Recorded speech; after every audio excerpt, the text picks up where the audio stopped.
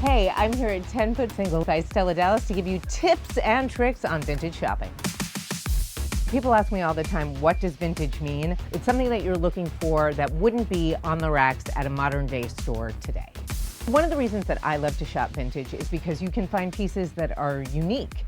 This is my favorite. I'm probably going to go home with it. And if you're not interested in following trends, this is always a way to add a punch to your wardrobe. If you are looking to kind of stay on trend, but in a cool, first time around kind of way, this kind of Hawaiian beach look has come back huge. It's a lot less than what designers are charging for it right now. When it comes to wear and tear, remember, vintage is vintage because it's old. So there are going to be imperfections. Some we can live with, some, not so much.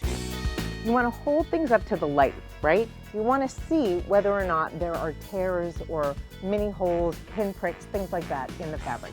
These look like they're in great condition. They look like they've hardly been worn. Anything that looks like a burn or scratch, not going to be able to fix, so stay away from it.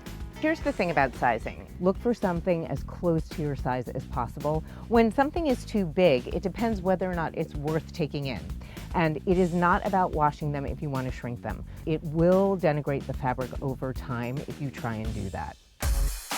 If you're in a place like a vintage clothing store that doesn't have fitting rooms, this is my little trick. Take the waist, put it around your neck. If it fits, it should fit you on the bottom. It's just a quick way of checking. Dead stock means that it's old, but it was never worn. So that's always something to look for because you're talking about pristine merchandise that has just been around a really long time. Whenever I see vintage cocktail dresses, you can take things and reinvent them. Maybe I would turn this into a skirt, and it's an exercise in creativity, so I love that too.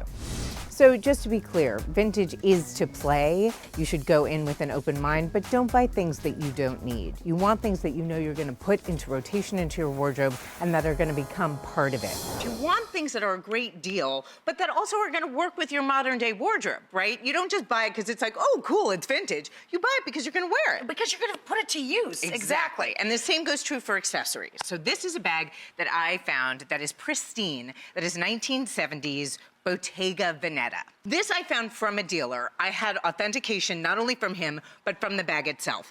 Be careful, there are imitations, right? Not only is the label in here, which I hope that you can see, but you'll see it on the zipper as well. Sometimes it comes with a certificate of authentication. But I got this not only because it was pristine, but because the clasp works.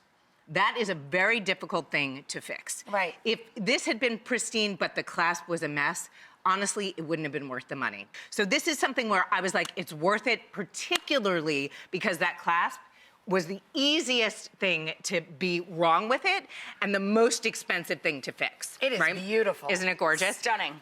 Now this bag may not be real deco, but look at how great it is. And all of the stones are here. All of the enamel is here. This, even if it smelled, you know what? Get a bounce tissue, just rub it around. You'll be fine. The one thing that was broken was the chain. You don't even need to go to somebody to get this fixed. You need a pliers and a jump ring. Right, exactly. If this bag was $30, boom, worth it. People love costume jewelry, and there's great vintage costume jewelry out there. There's expensive and inexpensive. A lot of the times with costume jewelry, it's not precious metal, right? It's nickel, it's brass, it's things like that that can actually turn skin green. And I was gonna say, and give you a rash, actually. Right, and give you a rash. A lot of people are allergic to metals that aren't precious. I'm one of them, If you love something and it's not precious metal, what do? Well, the quick fix, clear nail polish. You put clear nail polish on the metal, right? And it will stave off a rash on your skin. Now that's the quick fix, right? The other thing that you can do if you really love something and you really want the longevity of it, I suggest not doing this for very cheap vintage jewelry, but more expensive vintage jewelry. Now this is a piece from the 1940s. This is crystal. I mean, you can tell that it's expensive. Also, look at the purple crystal. It kind of changes color. Right.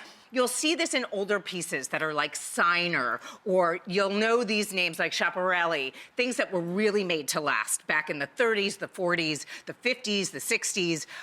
You can do something called dip dye, which is when you take the metal and have it dipped in precious metal.